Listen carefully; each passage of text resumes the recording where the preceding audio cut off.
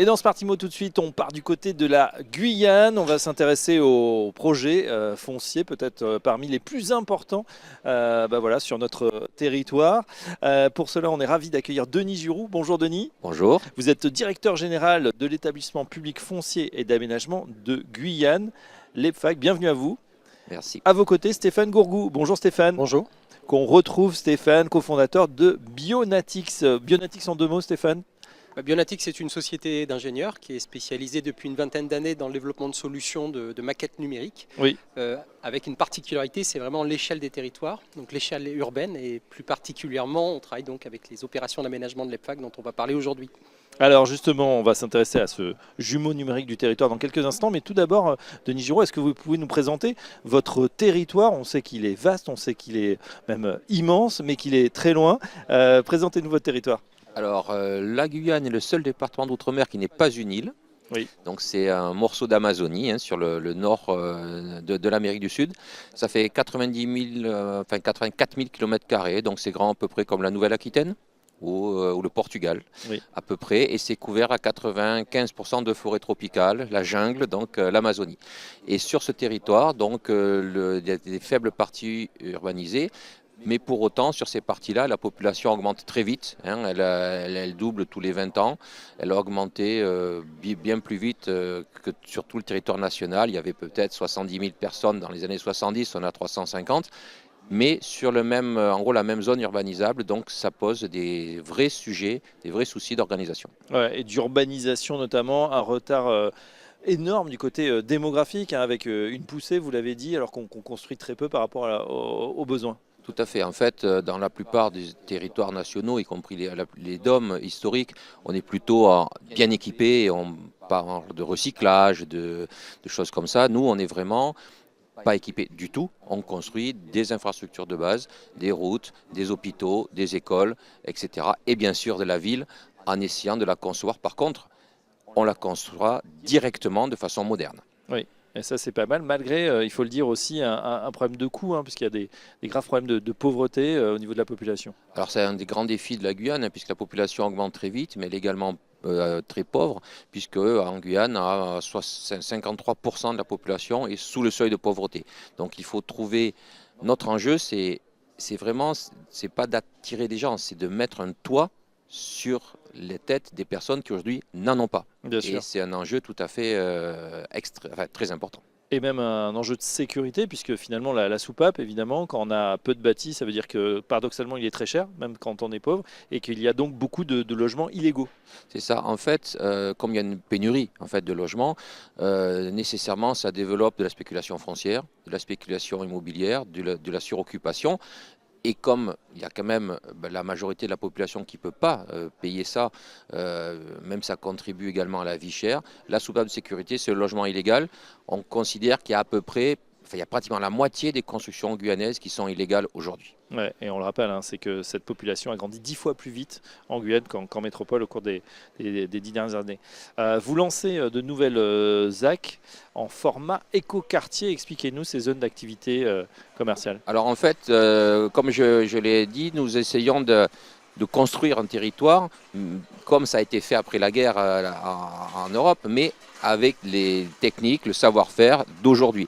Donc en essayant de avoir les meilleures pratiques de conception urbaine, Oui. les meilleures pratiques écologiques, les meilleures pratiques donc, qui se traduisent dans notre cas par le fait qu'on essaie de faire un maximum d'opérations répondant au label des écoquartiers, qui s'adapte bien en fait en milieu tropical, assez bizarrement. Pourquoi?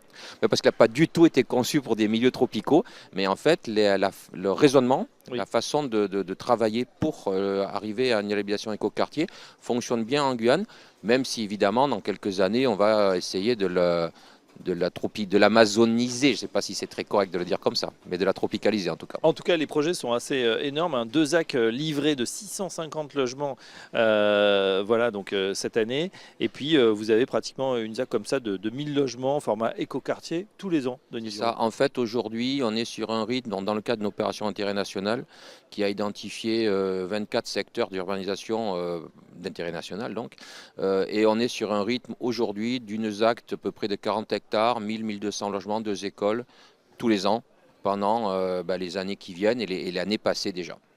Alors voilà pour les besoins, on va dire. On va voir maintenant les moyens. Stéphane Gourou, comment vous travaillez ensemble je crois que ça fait déjà bientôt une dizaine d'années que vous allez régulièrement vous déplacer en Guyane et aider, entre guillemets, avec votre solution ce territoire. C'est ça, je pense qu'il faut préciser que l'EPFAG est un partenaire effectivement particulièrement important pour Bionatics. C'est un partenaire qui a su dès le départ innover aux côtés de Bionatics, donc qui nous a porté et qu'on a assisté donc, dans le déploiement d'un certain nombre de solutions de visualisation. Oui. Alors l'EPFAG, effectivement, comme on le comprend, a de nombreuses opérations d'aménagement et l'objectif c'était vraiment de déployer des solutions qui permettent à la fois de visualiser ce que vont devenir ces quartiers, d'avoir une capacité à les présenter à la population, d'avoir des capacités également à pouvoir intégrer dans ces projets tous les enjeux liés aux opérations d'aménagement. Donc on va nous déployer des solutions qui vont permettre de visualiser les projets venant des promoteurs, les aménagements d'espaces publics et également les équipements publics qui viennent des collectivités elles-mêmes. Et puis après, on va déployer des solutions qui vont aider aussi à la commercialisation de ces projets. Et l'EPFAG nous a accompagnés dans un certain nombre d'innovations. Notamment, on a réalisé ensemble des innovations vers le web. Et plus récemment, l'EPFAG nous a accompagnés également dans le déploiement de solutions nouvelles que Bionatics mettait sur le marché, qui est d'aller vers de la maquette plus collaborative. Effectivement, et ces maquettes numériques, c'est vrai que vous avez modélisé finalement les territoires. Alors évidemment, quand on zoome, on voit vraiment les flux, les quartiers, ce que ça va devenir en dynamique. C'est bien sûr perdu au niveau d'un océan de verdure, mais c'est extrêmement saisissant quand on le voit. Pour vous, Denis Giraud, quel intérêt justement de projeter visuellement une maquette numérique? Ça aide pour les projets que vous réalisez? C'est extrêmement important puisque la culture, on va dire, de la concept, de la fabrique de la ville en fait est très peu présente en Guyane. Quand il y avait 60 000, 100 000 habitants sur 9 millions d'hectares, si vous voulez, c'était quand même pas la priorité. Aujourd'hui, pour tout un tas de raisons, d'économie de foncier également, donc on conçoit des vraies villes, mais il faut les visualiser. Alors les visualiser à la fois pour les élus, pour qu'ils prennent la pleine mesure de ce que sera leur ville plus tard, mais également pour le commun des mortels, tous les habitants, qui permettent de voir et de voir avec une maquette où on se projette comme si on y était au ras du sol, en hauteur, à gauche, à droite, etc. Ça permet de visualiser aussi l'intégration des quartiers, puisqu'on ne fait pas des villes nouvelles, mais on fait quand même des quartiers nouveaux. 40 hectares, ça commence à être un quartier assez important, et voir l'intégration des quartiers dans le tissu urbain existant, visualiser les flux, pouvoir mieux estimer, je sais pas, la distance aux écoles, etc. C'est un outil qui, dans tout ce qui est concertation publique, négociation, présentation des projets, est pour nous tout à fait irremplaçable. Ça permet justement de lever peut-être certaines réticences, de se projeter visuellement. Oui, et puis également de tester éventuellement des hypothèses alors c'est pas tout à fait en temps réel, mais on peut tester des différentes hypothèses de forme urbaine, des hypothèses de schéma de desserte, d'installation d'espaces verts, d'espaces publics à tel endroit ou tel autre, et de voir de façon sensible ce que ça va donner. Justement, quelles sont les prochaines étapes pour vous, Denis Giraud, gestionnaire, vous travaillez avec les gestionnaires de réseau, vous intégrez les données BIM notamment à travers cette maquette? La prochaine étape, je pense, au-delà de continuer bien sûr la visualisation, c'est de pouvoir anticiper davantage l'appréhension fine des quartiers avec les permis de construire, par exemple intégrés dès qu'ils sont déposés, mais c'est aussi l'intégration de la maquette elle-même, de ces données dans les outils numériques de gestion de réseau, dans la gestion, alors pas pour nous en tant qu'aménageurs, mais pour les bailleurs, la gestion dans la gestion de leurs espaces, de leurs bâtiments, de leur maintenance et de leur ramassage des déchets, enfin ouais, tout ce qui est intégration en fait dans une chaîne, non pas seulement de conception et de présentation, mais également d'exploitation des espaces urbains qu'on a créés. Stéphane Gourou, on soulève un petit peu le capot de Bionatics, de votre solution. Comment vous arrivez à faire cette maquette qui est plus pratiquement, Denis le disait à l'instant, extrêmement réelle, on se projette dedans. Comment vous collectez ces données? Où c'est que vous les trouvez? Alors Bionatics effectivement ne produit pas de données. En fait, on est plutôt une technologie qui va permettre d'agréger des données qui sont disponibles en open data, donc des données publiques libres. Et la technologie va nous permettre de les agréger et en produire une maquette numérique, oui, à mesure que l'on... Alors évidemment dans des niveaux de définition très variés selon les besoins. Et ça va nous permettre de constituer un socle de base, ce qu'on appelle communément aujourd'hui le jumeau numérique pour le terme consacré. Et ça, on va le développer à l'échelle de tous les territoires. Donc avec l'EPFAG, on avait il y a 10 ans développé la plus grande maquette numérique ou jumeau numérique de France. Sur cette base-là, eh bien, ces socles vont pouvoir être enrichis par des collectivités qui vont elles-mêmes avoir des besoins plus fins dans certains quartiers. Et au périmètre d'opération d'aménagement, comme le peut le développer l'EPFAG, eh bien, on va petit à petit aller dans le plus précis en injectant les données qui sont produites par les bureaux d'études. Hein, donc des plans masse d'aménagement, comme le disait Denis Giroux, ça peut être à terme l'intégration des BIM qui sont produits par les bailleurs ou les promoteurs, de façon à permettre de prolonger le cycle de vie finalement de cette donnée, de ce patrimoine de données numériques, en lui donnant non pas un sens uniquement en lien avec les seuls besoins des bailleurs, mais en prolongeant finalement les usages pour les besoins de la ville et du territoire. Denis Giroux, aujourd'hui, l'enjeu, c'est la pédagogie quand on réalise ces opérations de grande ampleur. Oui, il y a la pédagogie et un des points forts de la maquette numérique de Bionatics, c'est son réalisme. Et son réalisme, pas que sur l'urbain. Le réalisme, notamment de la représentation des végétaux, est extrêmement intéressant puisqu'on visualise les vraies espèces tropicales telles qu'elles sont là et éventuellement comment elles vont pousser au cours du temps. Donc, et ça contribue à pouvoir au niveau pédagogique, pouvoir mieux faire comprendre les enjeux qu'il y a, mais également le résultat. Et quand même, globalement, par rapport à ce qui se fait d'habitude en Guyane et ce qui se fait depuis longtemps, l'amélioration radicale de la qualité de vie des gens. Ouais, avec notamment le réseau routier, hein, vous disiez qu'il y a 95% du territoire est complètement inexistant. inconnu, mais inexistant à pénétrer.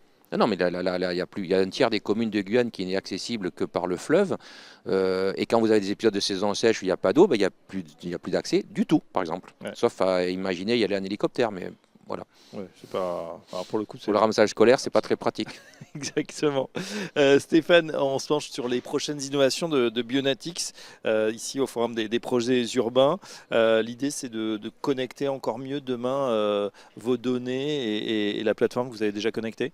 Oui, c'est ça. Alors, il y a deux enjeux pour Bionatics. Il y en a un premier qui est plutôt, on va dire, très contextuel aujourd'hui, lié aux enjeux environnementaux, qui est de pouvoir déployer nos capacités à modéliser aujourd'hui l'effet un peu bioclimatique en fait, des quartiers. Hein. Donc on a des solutions qui permettent aujourd'hui de simuler les îlots de chaleur urbains et surtout leur devenir en lien avec cette fameuse végétation dont parlait de Giroux, c'est-à-dire on va vraiment tenir compte de la croissance des plantes et de la nature en fait, des revêtements de sol pour aller calculer en fait, l'évolution d'un îlot de chaleur urbain, c'est-à-dire sa performance au cours du temps. Et on voit que c'est très très lié à la végétation, cette renaturation de la ville. Ou alors dans un cadre d'une opération d'aménagement évidemment bien pensée.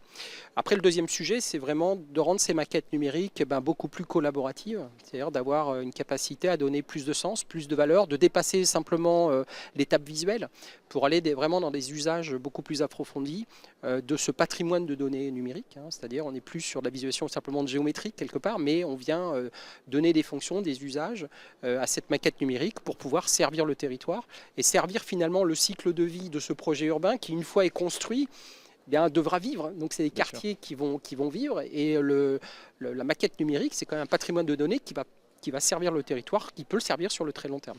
Ah bah voilà un exemple en tout cas de ce qu'on peut faire avec un jumeau numérique comme on dit, en dynamique, on l'a bien compris. Et c'est vrai qu'aller voir la démo, c'est assez saisissant. Un grand merci Denis Giroux, je pense que vous êtes peut-être notre invité qui habite le plus loin ou qui a fait le plus de déplacements, 8000 km pour venir nous voir, directeur général de l'EPFAG, l'établissement public foncier et d'aménagement de Guyane. Merci à vous, merci Stéphane Gourgaud, je rappelle que vous êtes le cofondateur de Bionatics. Messieurs, à très bientôt dans ce parti. Merci. Merci.